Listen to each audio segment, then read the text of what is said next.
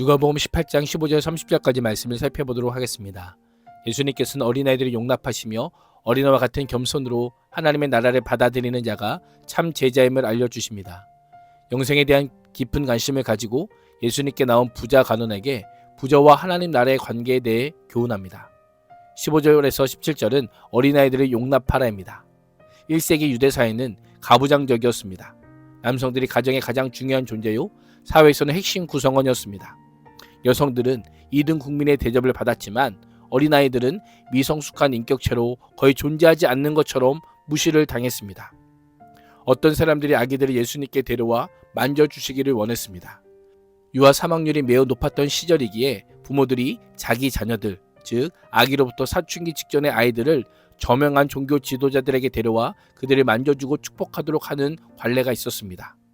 이러한 일은 종종 대속제일 저녁에 일어나곤 하였습니다. 그럼에도 불구하고 제자들은 예수님께 찾아온 부모님과 어린애들을 방해물로 보고 그들을 꾸짖습니다. 오늘의 시각으로는 매우 예민한 반응 같지만 당시 정서에는 부합하는 행동이었습니다. 그것을 지켜보신 예수님께서는 바쁘다는 이유로 거부하지 않으시고 오히려 그들을 불러 가까이 오게 하십니다. 불러 가까이 하다라고 하는 표현은 초청과 환대를 의미합니다. 제자들의 꾸짖음과 예수님의 환대가 대조를 이룹니다. 예수님께서는 제자들에게 아이들이 내게 오는 것을 용납하고 금하지 말라고 명령합니다. 하나님의 나라가 바로 이런 자의 것이기 때문입니다.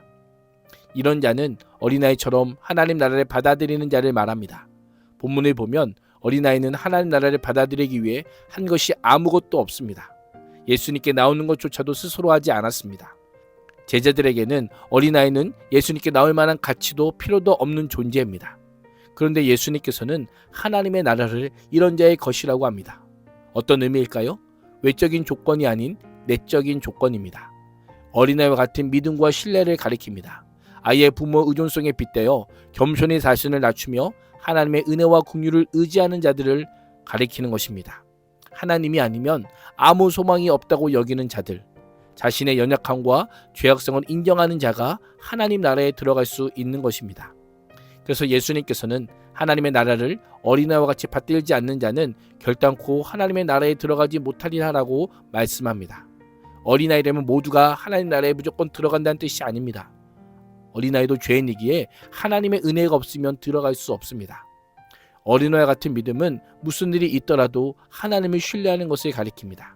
어린아이와 달리 바리새인과 종교 지도자들은 하나님을 신뢰하지도 하나님의 나라를 받아들이지도 않았습니다. 그 결과 하나님의 환대를 받지 못하고 그 잔치에 참여할 수 없음을 알려주고 있습니다. 어린아이와 같이 하나님의 나라를 받드는 모습이 우리에게 있습니까? 하나님에 대한 온전한 신뢰와 사랑이 있느냐라는 것입니다. 어린아이는 당시 정서상 가장 낮은 사회적 위치에서 어른들로부터 차별과 무관심, 심지어 학대의 대상이었습니다. 그러나 예수님께서는 부모를 전적으로 의존했던 어린아이들처럼 하나님을 의존하는 자들이 바로 천국 백성이 될 것임을 알려주고 있습니다. 18절에서 30절은 부자와 관리의 근심과 제자도의 대가입니다. 갑자기 스토리가 전환되지만 누가 하나님 나라에 들어가는가라는 주제는 계속되고 있습니다.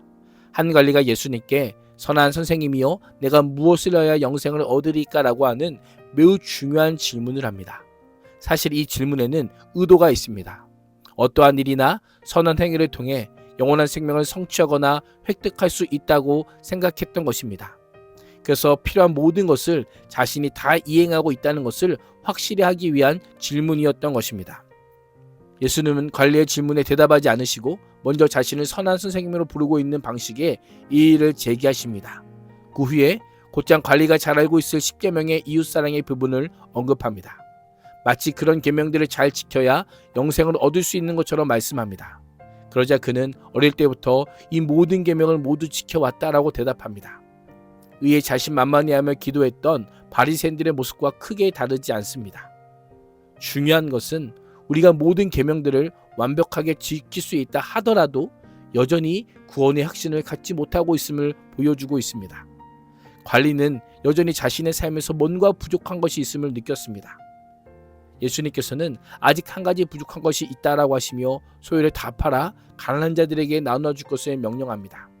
그렇게 할 때 하늘에서 보화가 있을 것이다 라고 합니다. 예수님께서는 그의 약점이 어디에 있는지를 간파하셨습니다. 예수님의 명령은 돈에 대한 사랑이 영생에 이르는 길을 방해하는 장벽임을 폭로합니다.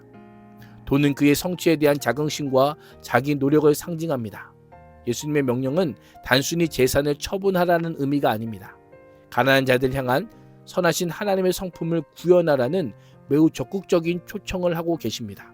이것이 진정 계명을 지키는 자의 삶인 것입니다. 소유를 의지하는 마음으로 아무리 율법을 잘 지킨들 그것이 참된 순종이 아님을 알려주고 계십니다. 그것은 형제 사랑도 하나님 사랑도 아닙니다. 재물에 대해 미련을 버리는 것과 과감하게 예수님을 따르는 것은 사실 동전의 양면과 같습니다. 바로 그것이 종말을 준비하고 예비하는 제자의 바른 삶인 것입니다. 강조점은 파는 데 있는 것이 아니라 따르는 데 있습니다. 예수님은 믿음과 순종에 대한 그의 자발성을 시험하지만 그는 말씀을 듣자 심히 근심합니다. 그에게 예수님과 이웃은 자신의 소유만큼 중요하지 않았기 때문입니다. 어려서부터 계명을 지켰다는 그의 생각은 모두 착각이요 거짓이었습니다. 예수님은 근심하던 그를 바라보시며 재물이 많은 자가 하나님 나라에 들어가는 것이 얼마나 어려운지 낙타가 바늘귀로 들어가는 것이 더 쉽다라고 합니다. 그러자 이 모든 것을 듣고 본 자들이 누가 구원을 얻을 수 있나이까라고 묻습니다. 재물 전부를 포기할 사람이 어디 있고 그렇게 해야 영생을 얻는다면 누가 영생을 얻을까라는 의문을 표현하고 있는 겁니다. 사람으로서는 할 수 없는 그것을 하나님은 하실 수 있다라고 말씀합니다.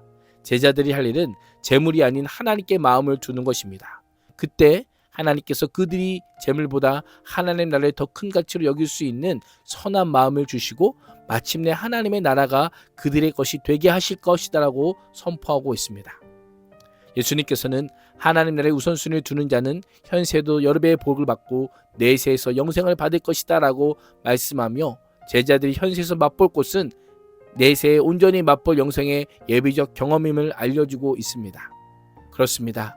오늘 하루도 어린아이와 같은 믿음으로 재물보다 하나님 나라의 가장 큰 가치요 보화로 여기는 제자가 될 수 있기를 축복합니다. 기도하겠습니다. 하나님, 나의 공로와 의가 아닌 오직 주님만을 원하고 바라고 기대하는 하나님 나라의 백성 되게 하여 주옵소서. 예수님의 이름으로 기도합니다. 아멘.